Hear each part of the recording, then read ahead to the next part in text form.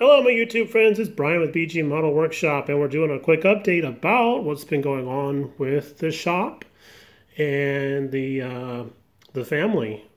Big stuff going on with the family. Not all of it good, but everybody's fine now.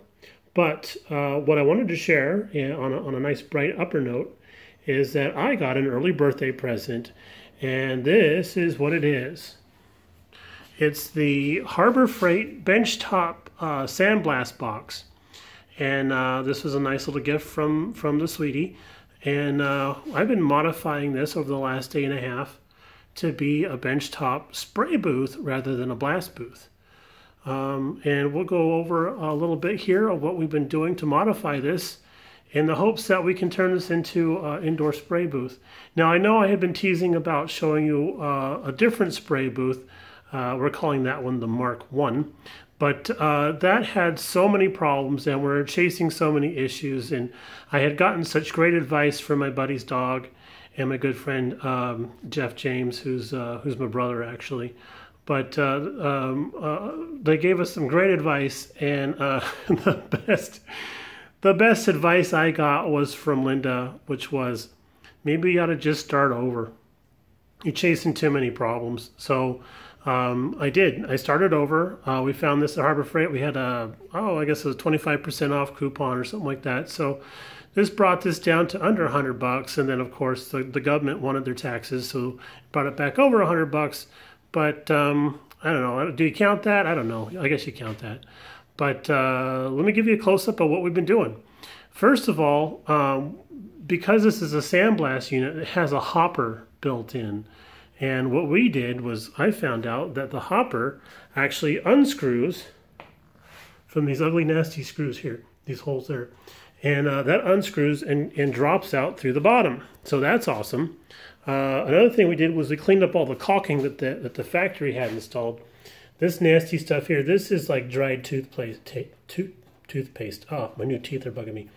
It's like dried toothpaste. There's no rubberiness about it at all. It's just, it cracks and falls off. It's actually kind of sharp too. I've put my hand down on it while I was getting up off the floor and thought I lacerated myself, but I hadn't. So I don't know what we're going to do with this.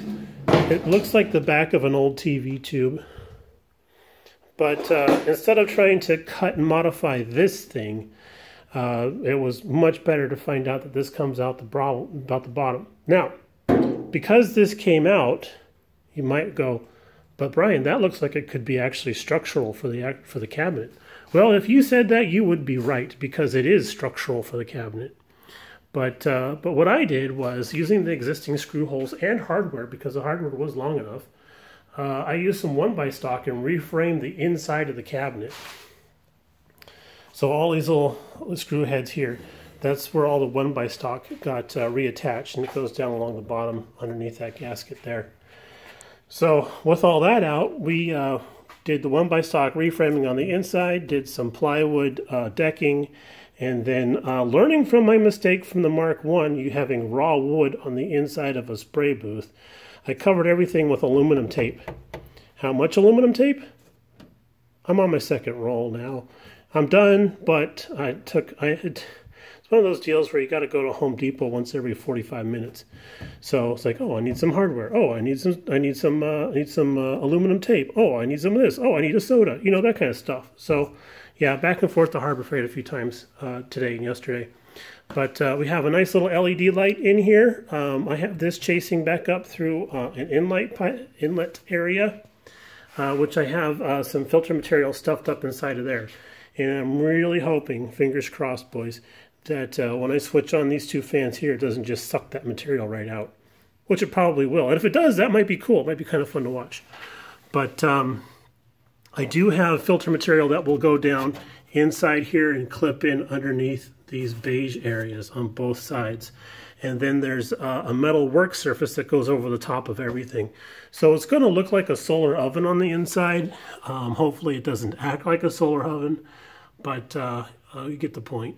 The box actually comes with the gauntlets already installed, clamped down and everything. And yes, I went back and double checked my hardware to make sure that was properly clamped down. Just because it was made in the factory doesn't mean they know what they were doing. So back in the far corner here, there's a little bung that we're going to run our air hose through for the spray booth, the airbrush. I'm so tired of losing all of my vocabulary. And then let's see what else we got going on here. Not much, but these fan motors and boxes, those are actually scavenged from those benchtop filtered spray booths that we can get on the Amazon for just a few bucks nowadays. And let me show you what we got going on with that. So hang on just a sec. Okay, so through the magic of pause, set up over here on the workbench, and this is the booth that we're talking about with all the little transparent ducting that or translucent, excuse me, ducting that kind of goes around to help create an area to paint and everything like that.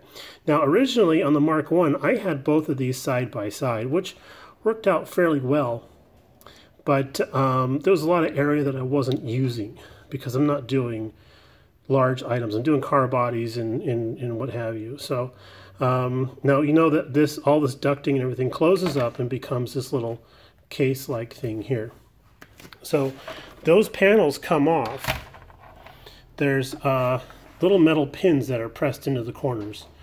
The other vertical pieces, they just have these little feet that just snap on there. And you know, these pop off when you don't want them to, and when you do want them to, they won't come off. So we just decided to get rid of all that stuff, set it aside in case we ever want to go back the way we had come with that. But we got our pins pulled out. This one unfortunately shattered on me when I was pulling the pin out. But this is a very brittle piece of material. It's not the best plastic in the world. I suppose that's why it's affordable. Here's the deck piece from one of the spray boxes. And in the center, there's a plastic pin that clips in. And then on the edges, there's a couple of metal pins. Those are really easy to pull out, too. If you have one of these at home, just take a look at it. You'll see what I'm talking about how easy that is to take out of there.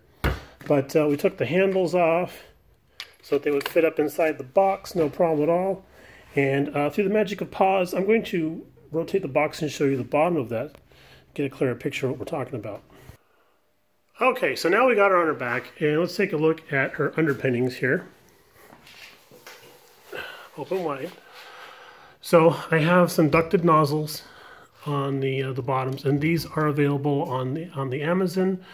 They are made specifically for this particular type of application. Now, this is the older fan motor box, and this nozzle is designed for the newer style. I am not sure how old this older box is, but it has a pre-wired cord and obviously an internal transformer. Excuse me. Internal transformer.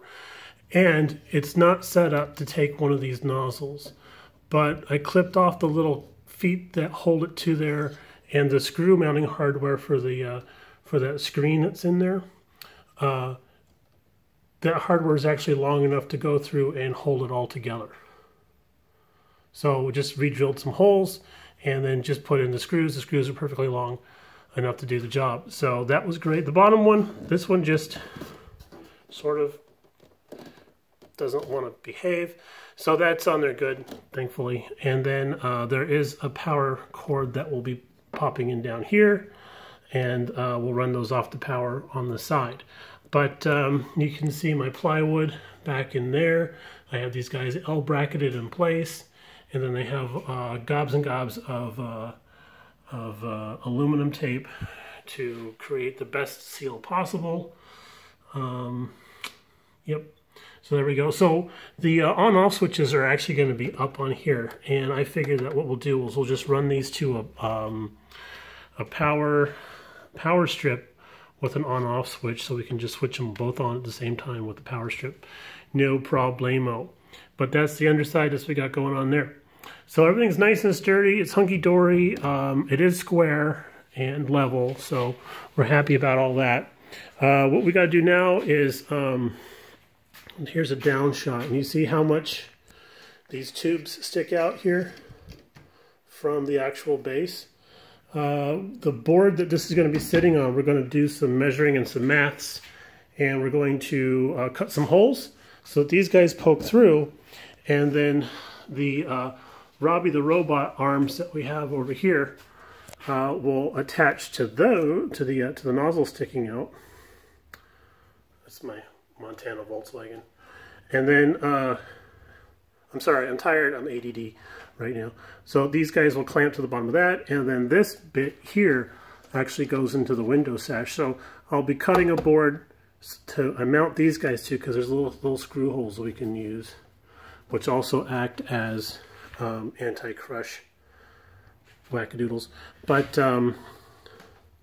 yeah, so we got plans for all that stuff. So it's one of those deals where I'm like, I think I'm done. No, I'm not. I got another list of stuff to do still. So that's what we've been doing here. The weather's actually been kind of nice, so it's been awesome. Spin around here real fast.